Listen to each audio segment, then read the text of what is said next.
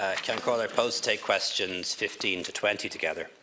I travelled to Belfast on Friday, the 8th of February, for a series of meetings with each of the 5 main political parties in Northern Ireland, including the DUP leader, Ms Arlene Foster, and Sinn Féin's Vice President, Michelle O'Neill, the UP leader, Robin Swan, and the Alliance Party leader, Naomi Long, and Colm Eastwood, leader of the SDLP. I had the opportunity the night before to engage with the convener of the Green Party in Northern Ireland. The meetings provided an opportunity to engage with the Northern Ireland political parties and to hear their views on the latest Brexit developments and on the current political situation in the North. We discussed what could be done to get the institutions of Northern Ireland functioning again. And once again, I emphasised our commitment to all aspects of the Good Friday Agreement and our continuing determination to secure the effective operation of all of its institutions. The Government wants to see an agreement in place to secure the operation of the devolved institutions, and will continue to engage with the British Government and the political parties in Northern Ireland to seek urgent progress with that in the period immediately ahead. On Brexit, I outlined to each of the Northern Ireland parties the Government's position, shared by the European Union, that the withdrawal agreement is not open for renegotiation and represents the best way to secure an orderly Brexit while avoiding return to a hard border. 764 days since Sinn Féin collapsed the Northern Executive and Assembly because of a heating scheme. While the inquiry into that scheme showed that Sinn Féin was more deeply involved than it admits, even making its Minister for Finance take instructions from a secret internal party structure, many other reasons are now being cited for refusing to re-establish the democratic government of Northern Ireland. The DUP is clearly wrong and in breach of its responsibilities in its opposition to important equality measures. But there does not seem to be even the slightest evidence that the sheer gravity of the Brexit threat is getting through to those involved in the talks. I think it's quite extraordinary that at a moment of great peril for Northern Ireland, it has been without a functioning Executive and Assembly for over 760 days. Most people of goodwill, Taoiseach, I suggest, will have seen the latest discussions and reacted with despair. Can you tell us, Taoiseach, what exactly is being done to try and break this cycle of failing talks, and where it seems the only issue we are hearing when we talk to parties is who's to blame? The blame game goes on. Is it still the policy that nothing will happen until after the Brexit issue is resolved? You will be aware of the extremely bad signal which last week's decision to delay funding for the A4 was announced. The one major project was the project to the north that was delayed as a result of the reprofiling, to use your phrase, of government expenditure. Shades of narrow water bridge again. And at a moment when we should actually be speeding up cross-border projects which have broad support, we're actually delaying them. Who in Northern Ireland did you inform, Taoiseach, of this proposed delay before it was announced? Thank you, Deputy. Now, Deputy Burton. Thank you. Do you see any prospect for power sharing to be re-established in Northern Ireland in the foreseeable future? Or did you get the impression that both Sinn Féin and the DUP are committed to not being involved in the Executive and allowing the Assembly to recommence its work?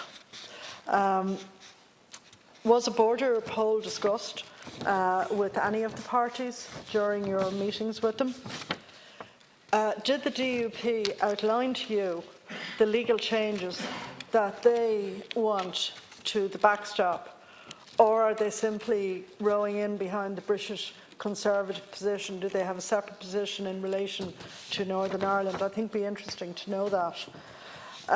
Was there any discussion about the type of changes they want to see that would mean that they might support some kind of withdrawal deal, either the withdrawal deal that's been negotiated or any variation of that if it's available? We also had the views of the President of Sinn Féin that the next PSNI Chief Constable should come from outside the force. Do you agree with that proposal? Are you aware whether or not other parties such as Alliance and DUP, share that view.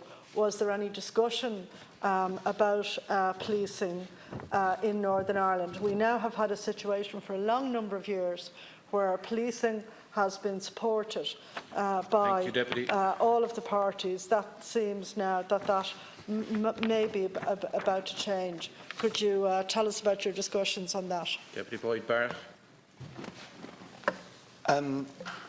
Taoiseach, I think one unfortunate mantra which you have continued to trot out, and we've just heard from Deputy Martin as well, is the notion that the renewable heat incentive scandal was some sort of little Mickey Mouse issue that shouldn't have been of concern.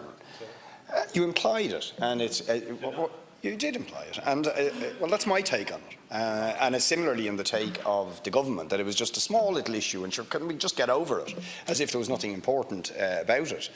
I'd like to point out, actually, Eamon McCann was the first Assembly member to call for an election over it, because it was hundreds of millions of euro we were talking about, an absolute shocking scandal.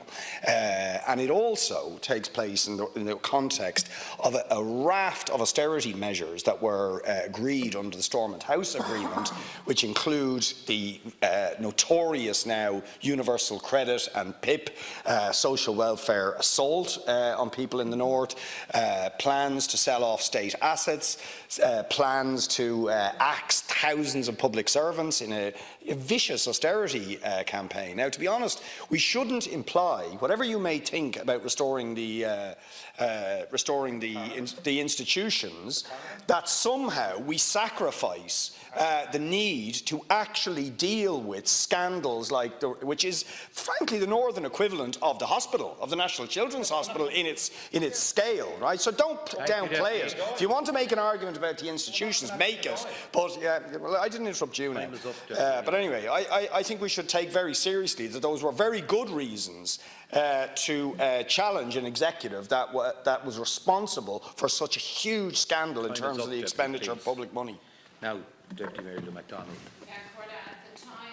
764 days ago, when the Assembly and the Executive came down, they had fallen into massive public disrepute.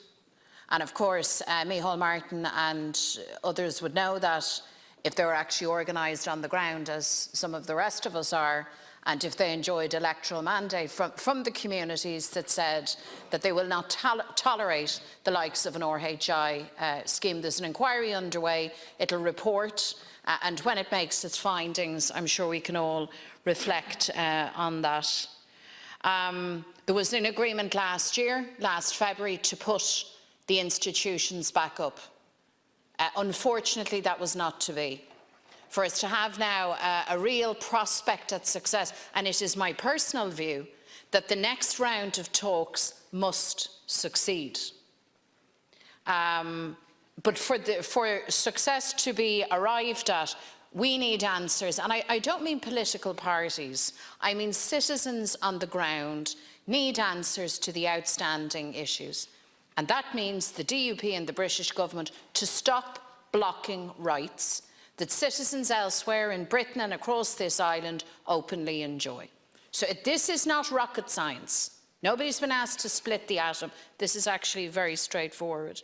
I'd like to reassure Deputy Burton that policing is still very much supported in the north of Ireland, that the Policing Board and other mechanisms carry out scrutiny and oversight. But I should also advise the House that last week it came to light that the PSNI had failed to disclose very sensitive information to the Policing Ombudsman, as they are obliged to do under law. This information was in relation to a number of killings, including those of 5 people at Sean Graham's Bookies on the Ormeau Road in February 1992. The killings in question involved weapons supplied to loyalist paramilitaries by British agents and included the active participation of British agents. All of this is established and accepted public fact. I met with the families yesterday, Ceann Corley, who are awaiting and who will now not receive a report from the Ombudsman, and I could not overstate the distress and the anger which they feel. Time is up, Deputy. And I could not underscore more strongly the fact that this turn of events has again dashed and damaged confidence in the PSNI. Taoiseach, they want to meet with you, the families that is. They look to you for your support. They look to you as a Taoiseach who has said now very famously that no citizen will be left behind in the north of Ireland. They have been left behind. They want to meet with you, Taoiseach. Will you meet with them? Thank you. We've just 3 minutes, Taoiseach, for a response. Thanks. The Deputy will know by now that it's not my practice to organise meetings in the Chamber. Anybody who wants to meet me can seek a meeting in the normal way, and it will be considered in the normal way. The talks were held last Friday, in fact, in Belfast. All of the major parties attended. The Secretary of State for Northern Ireland was there, as was the Taoiseach. I wasn't present myself, but the Taoiseach briefed me and advised me that little or no progress was made, unfortunately, in those talks, but that the two governments would continue to engage about a process into the future that might allow progress to be made. My own view is, as it has been for many months, I think the current environment, notwithstanding the reasons for the collapse of the executive 2 years ago, I think the current environment is a very difficult one for the institutions to be restored. Brexit has created enormous uncertainty, and I think in the absence of a withdrawal agreement being ratified, it's going to be hard to get the institutions back up and running. And I think as well, quite frankly, the fact that the Conservative Party and the British government depends on the votes of the DUP in Westminster to continue in existence creates a problem as well, because it doesn't allow the UK government to play the role that it would have played in the past, putting pressure on unionism and putting pressure on all parties, in fact, to get back around the table and to come to an agreement. And there are two new dynamics that didn't exist in the past when institutions broke down, and they're two very unwelcome dynamics. But perhaps there won't be dynamics forever, and perhaps they're not insurmountable either way. Just in relation to the A5, I just want to clarify again that the A5 road is not delayed as a consequence of reprofiling by government. It is delayed because of legal challenges in Northern Ireland and the fact that there is no minister to sign off on the project. Once it gets back on track, the government will be more than happy to provide the 25 million which we had intended to provide this year, because the road was supposed to start this year. If the road starts this year, I'd be happy to be present at the sod turning. I may even bring the cheque with me, but we're not going to pay 25 million euros to the Northern Ireland authorities for a road that hasn't even started when it was supposed to start this year. But it is a project that I'm very committed to. It's one that I believe in. It'll connect Derry to Dublin. It'll help us to develop Derry and Letterkenny as a new urban growth centre, very much part of Project Ireland 2040. Will help with the development of the Northwest. Will be beneficial not just for the western half of Northern Ireland, but beneficial for people in Letterkenny, in Donegal, and also Monaghan.